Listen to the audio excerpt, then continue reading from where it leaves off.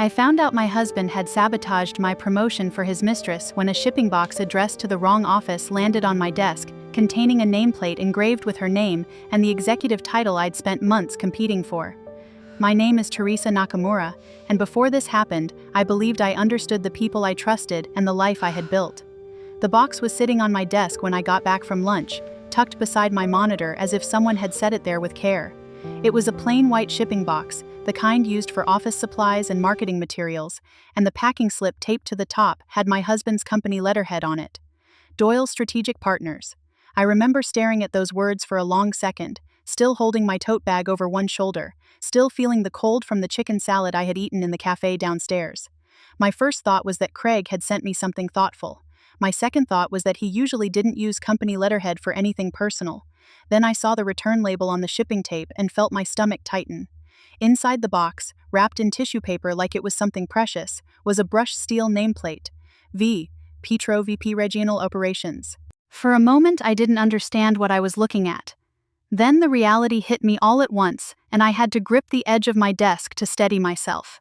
That nameplate was not meant for me. It had been ordered for Vanessa Petrov, the other finalist for the promotion I had spent months competing for, the promotion that had not yet been announced. My own name was one letter away from hers on the internal directory. That was the only reason the box had landed in my office instead of on the 14th floor. I turned the packing slip over with shaking fingers. The requisition had been submitted through Doyle Strategic Partners' vendor account, Craig's company. My husband had ordered the nameplate for the woman who was about to take the job I wanted. I sat there in my office, holding another woman's future in my hands, and I understood with a clarity that made me feel sick that I had not simply lost a promotion. I had been robbed of one, and the theft had been arranged by two people who were sleeping together, one of whom had my last name. I'm 41 years old, and by the time this happened, I had spent 12 years building a career in healthcare operations at Riverstone Health Partners, a regional hospital and clinic system headquartered in Spokane. If you know Spokane, you know the kind of city it is. Big enough to have real politics, small enough that everyone with real power seems to know everyone else. Riverstone sat downtown near the river, and from the parking garage, you could hear the falls on a quiet morning. It was the kind of place where no one could afford to be careless, because the same people who shook your hand at a board meeting were also at your kid's soccer game, or across the table at a fundraiser. I started at Riverstone as a clinical operations coordinator, which meant I spent my first years learning the difference between the problems that looked urgent and the ones that actually were. Staffing shortages, bad handoffs, clinics running out of room because someone upstairs made a growth assumption that had never survived contact with reality. I learned how to talk to nurse managers who would return a call only after 3 reminders and how to deal with physicians who treated scheduling like a personal insult. I learned how to keep units functioning when half the chain of command was in meetings and the other half was in denial. By the time this story begins, I was director of clinical operations for the Inland Northwest region, responsible for 11 clinics and 2 hospital campuses. I knew the staffing ratios, I knew the budget lines, I knew which departments were quietly padding their numbers and which ones were one bad flu season away from collapse. I was good at my job in the way that doesn't make headlines but keeps institutions from falling apart. And I was one of the final 2 candidates for a newly created executive role, Vice President of Regional Operations. It was the kind of promotion that changes more than your paycheck. It meant a corner office on the 14th floor, a seat at the senior leadership table, and the authority to influence decisions that had always been made around me rather than by me. It meant enough money to stop pretending we were fine, while our daughter's orthodontist bills sat on the counter and the basement remained unfinished because every spare dollar went somewhere else. It meant being taken seriously in a room full of people who liked to say they valued operations, but mostly ignored the people doing it. I wanted that job badly. The other finalist was Vanessa Petrov. Vanessa was 36, smart, polished, and the kind of woman who remembered everyone's children's names and somehow made it look effortless. She had been hired 3 years earlier as Director of Business Development, and I had been part of the interview panel that brought her in. I liked her, I respected her work. In another life, we probably could have been friends. She had a talent for making people feel seen, and at Riverstone that mattered almost as much as numbers. I even mentored her during her first year, the way people had mentored me when I was still learning the politics of the place. I explained which finance director would listen if you brought coffee instead of a formal memo, which board member wanted the spreadsheet first and the story second, which department heads would smile at you in meetings and then ignore your email for 2 weeks. I showed her how decisions really moved through the system. What I didn't know then was that while I was helping her navigate Riverstone, she was also getting introduced to my husband. Craig Doyle and I had been married 14 years. We met in Seattle when I was finishing my master's degree in healthcare administration, and he was building a small consulting practice that he planned to turn into something bigger. He was ambitious in the way consultants often are, articulate, confident, always looking at the next level. Doyle Strategic Partners began as a two-person shop and eventually became a real firm with a real office on the South Hill and a few hospital systems on retainer across Washington and Idaho. When I got my job at Riverstone, Craig was genuinely thrilled, or at least he acted like he was. At the time, I took that at face value. I believed his enthusiasm was about my success. I didn't yet understand that it was also about access.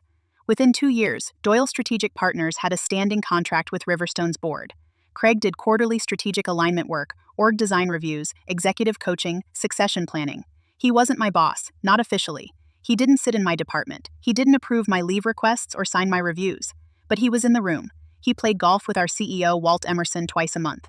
He had a seat on the Compensation and Leadership Committee as an outside advisor, because the board trusted his judgment and liked the way he talked about culture and governance. So while Craig and I still looked, from the outside, like a successful professional couple with 2 kids and a house in the Comstock neighborhood, he had something more dangerous than direct authority over me. He had institutional influence, and I did not yet know that influence was being used against me. I should say something about the marriage, because it matters. Craig and I were not one of those couples that hated each other in public. We had 2 children, Owen and Mia. We had a house on the South Hill with a garden Craig actually cared for, and a Sunday routine built around the farmer's market and pancakes that our friends liked to envy. We were the kind of marriage people called solid because we never had a dramatic scene in front of them. But if I'm honest, somewhere in the last few years we had become more like business partners than spouses. He traveled for work, I worked long hospital hours. We divided logistics with professional efficiency. Who picked up the kids? Who handled the dentist? Who bought the birthday gift? We called that balance. Maybe it was. Or maybe it was just distance with a nicer name. The promotion process started in March and ran through late June. On paper, it was rigorous and fair.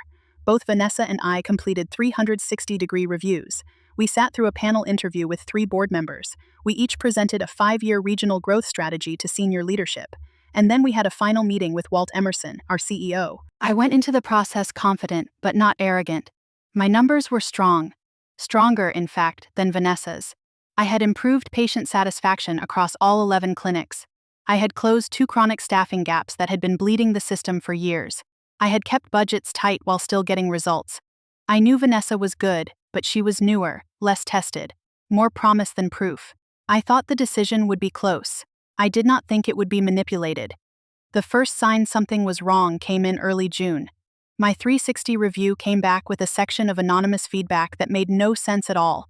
Buried among the normal comments, there was a paragraph describing me as resistant to cross-departmental collaboration and difficult to partner with under pressure. I actually laughed when I read it, because it sounded like it had been written by someone who had never seen me work for more than 10 minutes. It was too specific to dismiss and too inaccurate to ignore. I went to HR and asked if they could tell me who had submitted it. They couldn't or wouldn't, depending on how generously you want to interpret corporate policy. They told me the feedback was anonymized, and that was that. I told myself it was one bad data point. Maybe someone was having a bad day. Maybe somebody resented me. Maybe every candidate gets a few sharp comments and I just happened to have landed on mine. That was the last time I gave the process the benefit of the doubt. 3 weeks later, Walt called me into his office. I already knew from the expression on his face that I was not walking out with good news. He thanked me for the work I'd done. He praised my leadership. He told me the committee had gone in a different direction, and that the decision had been incredibly close. He used the word fit twice, which is what people say when they want to imply a reason without having to name one. I smiled until I left his office. Then I got to my car and sat there with both hands locked around the steering wheel, staring out through the windshield for 11 full minutes before I could make myself drive home. I didn't want my kids to see my face before I had it under control. That night Craig was gentle in a way that, looking back, makes my skin crawl. He cooked salmon with lemon caper sauce, opened a bottle of Walla Walla Red we'd been saving, and told me the board didn't know what it had lost. He said, Vanessa must have really turned it on in the final interview. He said the process was political and unfair and beneath someone with my record. He held me while I cried on the couch. I remember feeling, in that moment, absurdly grateful to have a husband who seemed so firmly on my side. I didn't know that the man holding me had been making sure I lost. 9 days after the announcement, the nameplate showed up. The minute I saw it, I knew the universe had made a mistake by delivering it to me instead of her. I should have just sent it to facilities and moved on. Instead, something in me told me to flip over the packing slip. That's when I saw the requisition details, submitted through Doyle Strategic Partners. Same vendor account Craig used for leadership retreat supplies, executive coaching materials, and all the other consulting expenses the board let him process directly, because it was easier than routing everything through the hospital procurement system. The order date was June 2.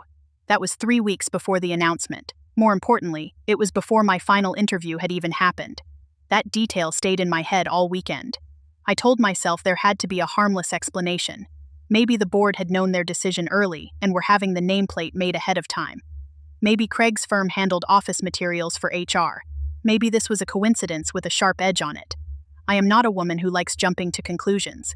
My entire career has depended on not doing that. So I waited 2 days. Then on Sunday morning, while Craig was out at the Kendall Yards Farmers Market, I opened his email. I didn't know his password, but our family iPad had been signed into his iCloud for 2 years because he'd set it up for the kids' shared calendar and never bothered to remove himself from it. That alone tells you something about the way trust can become habit. I started with the shared calendar, not because I thought I'd find anything but because it was the easiest place to look. There was a recurring event every other Tuesday at 7 a.m., DSP, Strategic Alignment. The location was listed as a coffee shop in Kendall Yards. I recognized the pattern immediately because I had seen it for over a year on our family calendar under the label Early Client MTG. Every other Tuesday, Craig left before the kids woke up.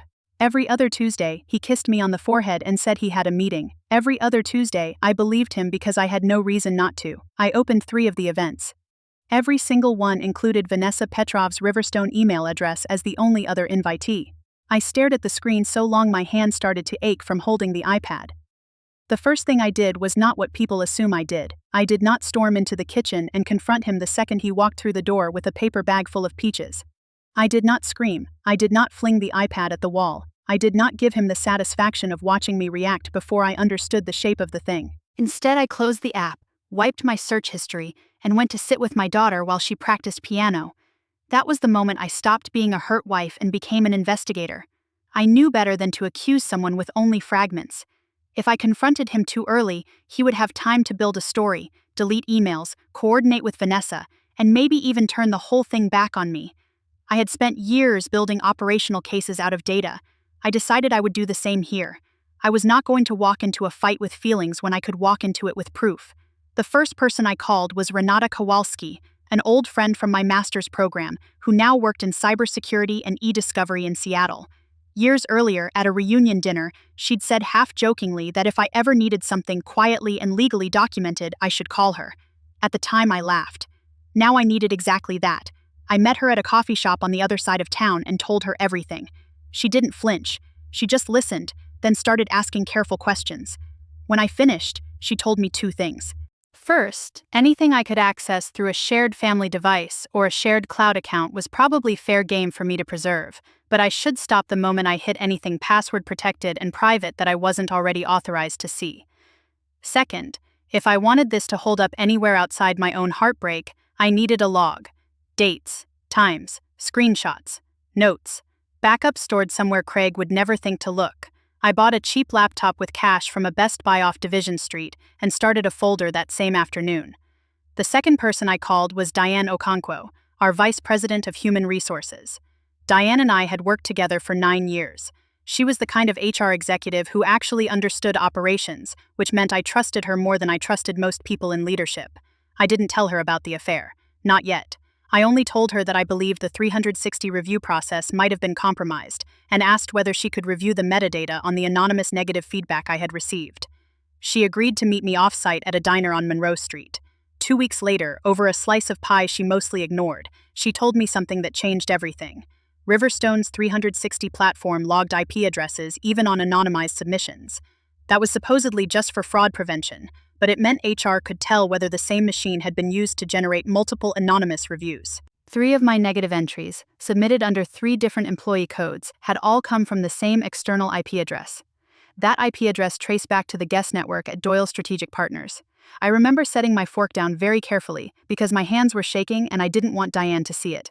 Someone in Craig's office had logged into Riverstone's review portal 3 separate times and posted fake feedback under different names.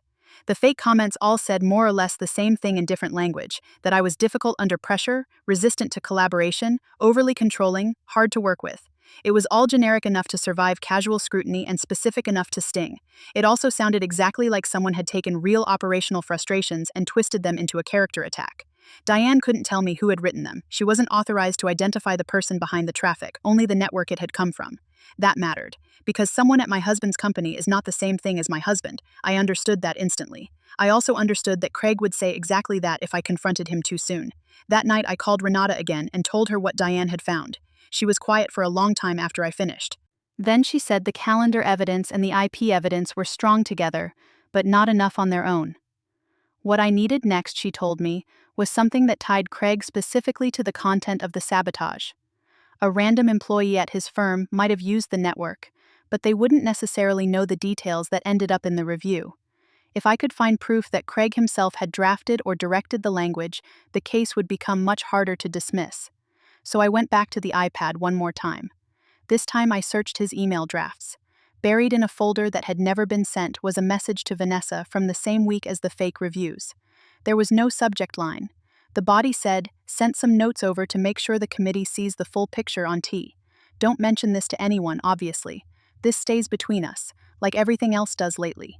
I read that sentence over and over in the dark kitchen, sitting on the tile floor because I couldn't make myself stand up. Not because of the sabotage. Because of the phrase "like everything else does lately."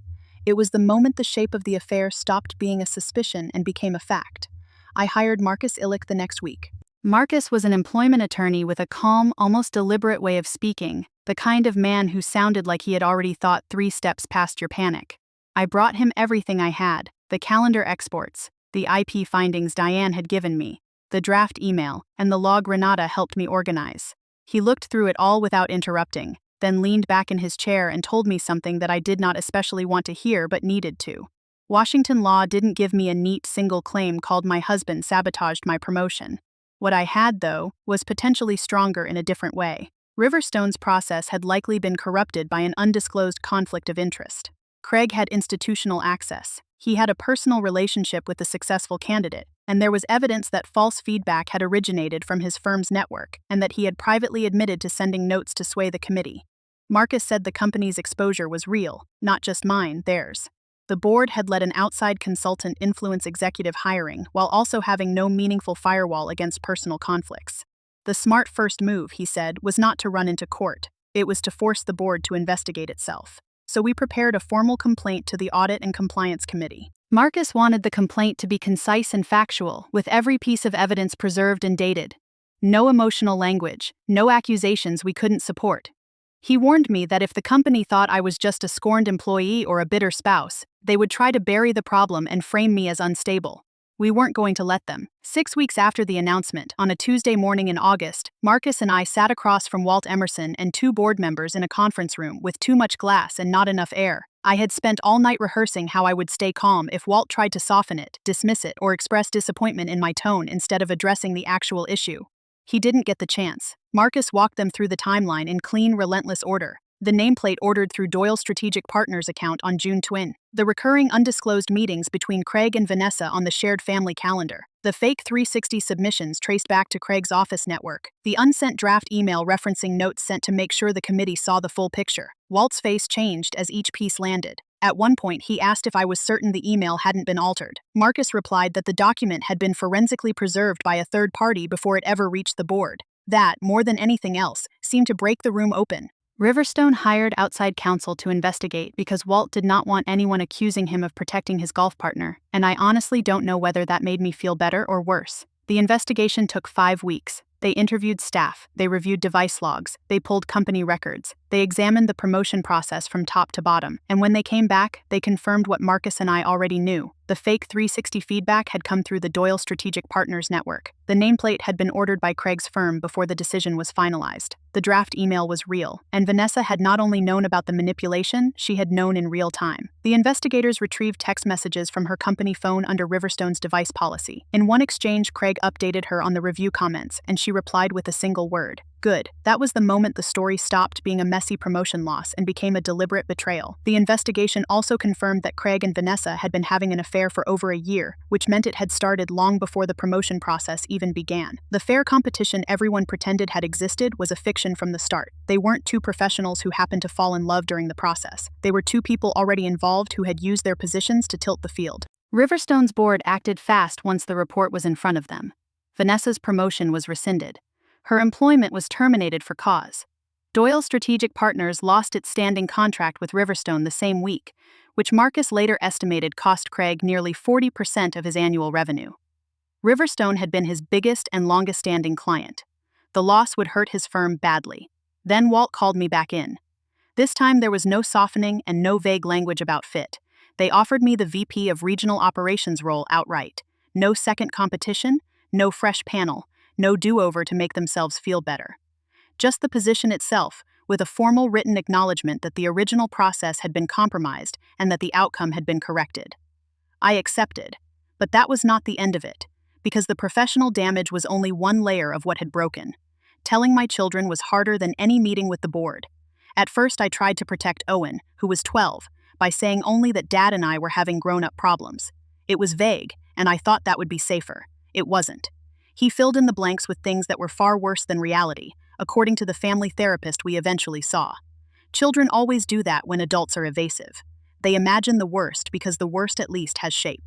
So I sat both kids down again, with help from Marcus and a child psychologist, and told them the truth in language they could understand. I told them their father had made choices at work that hurt me badly. I told them grown-ups sometimes let ambition make them forget what matters. I told them none of it changed how much either of us loved them. Mia, who was 9, asked if Daddy still got to bring home peaches from the farmer's market. I said yes. Some things could stay. That was the first time in weeks I saw both of their shoulders loosen. I filed for divorce the same month the board's investigation ended. Craig didn't fight much, which told me more than a long argument would have. Marcus made it clear that if he dragged the process out, the full Riverstone record would stay in discovery, and Craig's remaining clients would eventually learn exactly what he'd done. That was enough incentive for him to be practical. He moved out of the Comstock house in October. The house felt different after that in ways that were both obvious and tiny. The garden was still there. The kitchen was still there. The walls still held the same art. But the air changed when someone who had lied to you stopped sleeping under the same roof.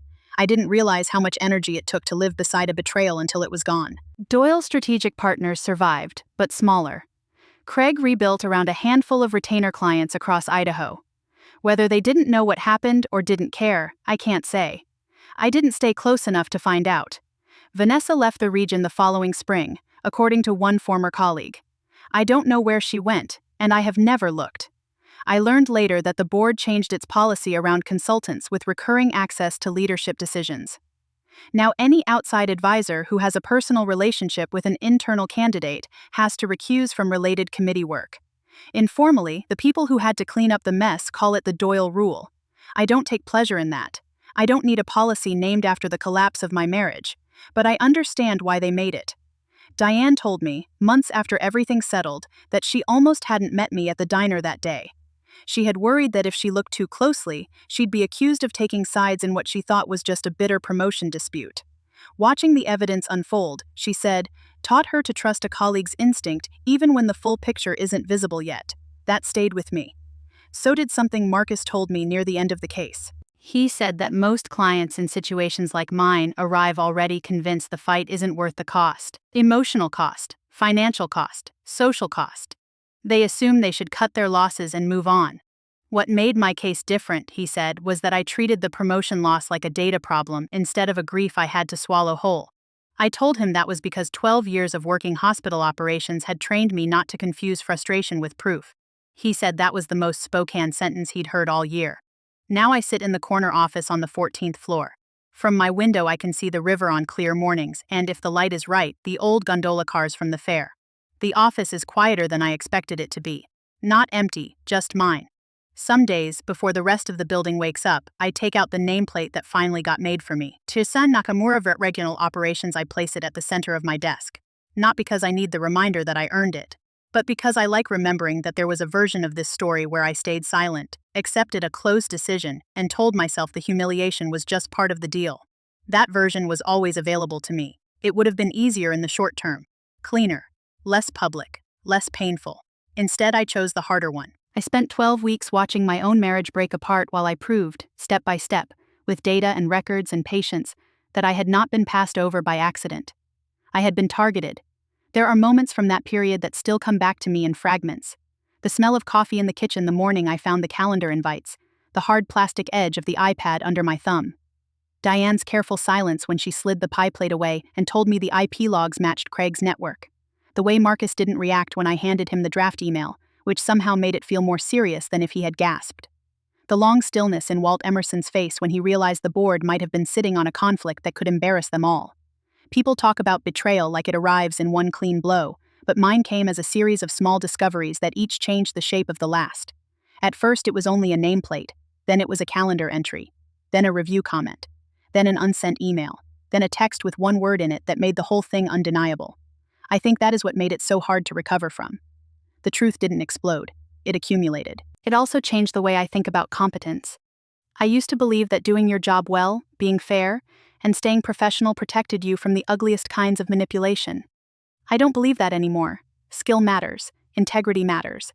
But so does power, and so does access, and sometimes the people who know how to operate inside a system are the ones best positioned to abuse it without being noticed.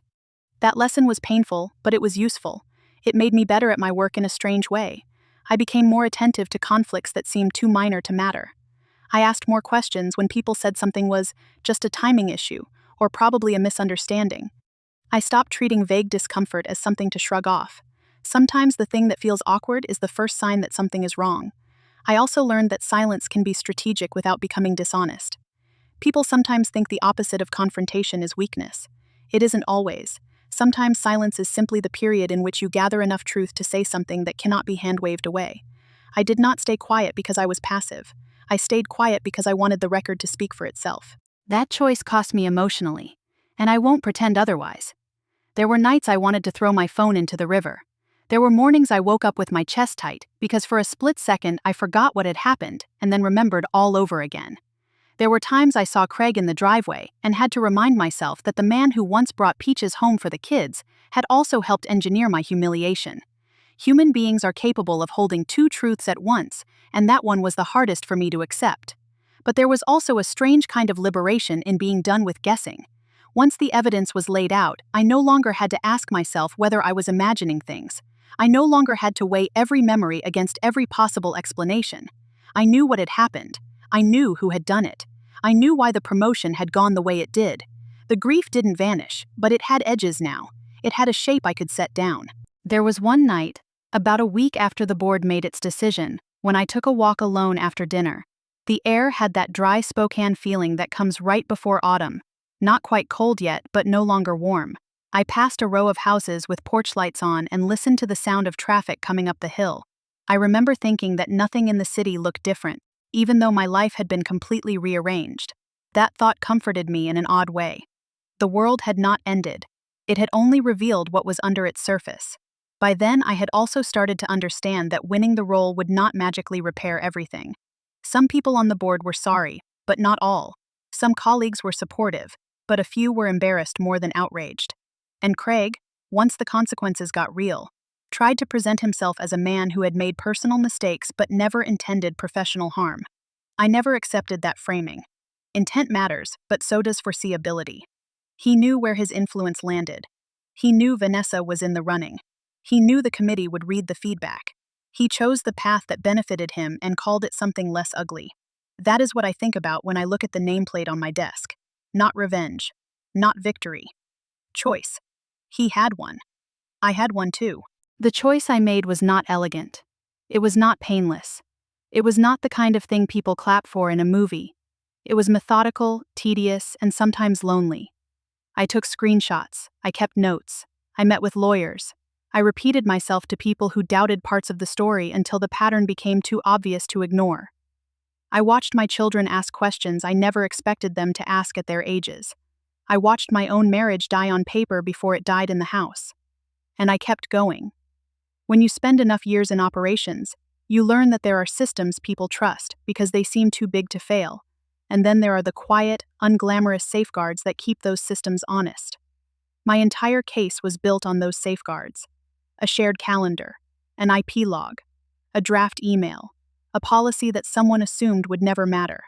If any one piece had been missing, the story might have stayed buried. That is the part that bothers me most, even now. Not that it happened, but how easy it could have been to hide if I had reacted emotionally instead of documenting carefully. I think about that whenever someone asks whether I regret how long it took. I don't. I regret that it happened at all. I regret that my children had to live through the fallout. I regret that a person I married chose deceit over decency. But I do not regret waiting until I had enough proof to make the truth undeniable. And when I finally had the truth, I used it.